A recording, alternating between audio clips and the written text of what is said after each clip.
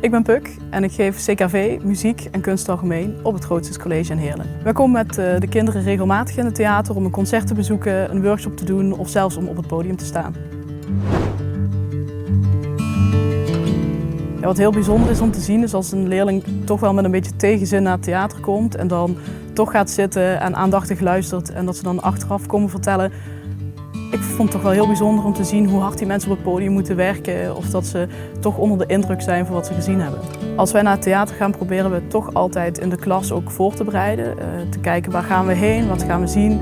Maar ook een stukje hoe gedraag je in het theater natuurlijk. Hè? Wanneer mag je klappen, wanneer niet. En achteraf wordt er natuurlijk ook altijd gekeken. Wat vond je er nou van? Hoe heb je het ervaren? Heb je er iets van geleerd? Wat sprak je aan? Waarom of waarom niet? Ik denk dat het voor een leerling zo belangrijk is om een keer in die zaal gezeten te hebben. Of dat nou op het podium of ervoor is geweest. Om echt te ervaren wat er allemaal op je afkomt. Je kunt niet voorspellen als je naar zo'n voorstelling gaat wat je gaat zien. En er is toch altijd één moment in zo'n voorstelling dat je gaat grijpen. En je weet van tevoren niet wat het is, maar het gaat je raken, hoe dan ook.